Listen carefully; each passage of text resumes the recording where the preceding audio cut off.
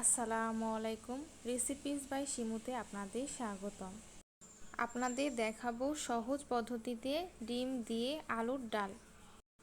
প্রথমে দুটো ডিম নিয়ে পেঁয়াজ কাঁচামরিচ কুচি দিয়ে সামান্য পরিমাণে লবণ দিয়ে ডিমগুলোকে তাওয়ায় ভেজে নিয়েছি। এরপর অন্য পাতিলে সামান্য পরিমাণে তেল দিয়ে তেজপাতা দারচিনি এলাচ সামান্য পরিমাণে পেঁয়াজ কুচি ভেজে নিতে হবে।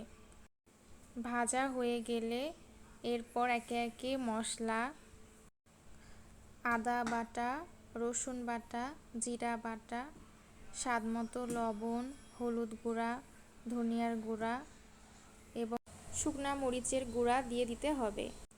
মশলাগুলোকে খুব সুন্দর করে ভালো মতো কষিয়ে নিতে হবে।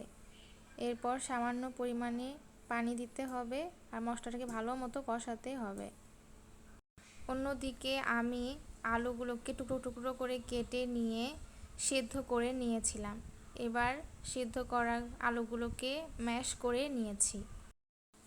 মশলা কষানো হয়ে গেলে এবার ম্যাশ করা আলুগুলোকে মশলার মধ্যে দিয়ে ভালো মতো নাড়তে হবে। আলু ও মশলা কষানো হয়ে গেলে এরপর পরিমাণ মতো পানি দিতে হবে। পরিমাণ মতো ঝোলের পানি দিয়ে দিবেন।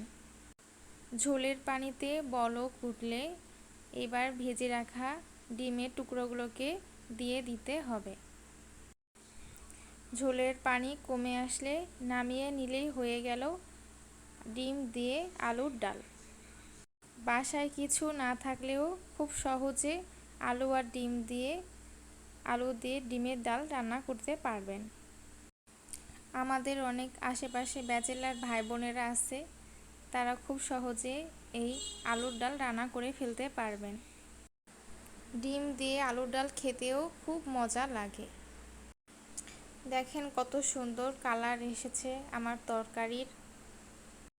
আমার নতুন পেজটায় আপনারা ফলো দিয়ে পাশে থাকবেন, সাবস্ক্রাইব করবেন। ধন্যবাদ সবাইকে।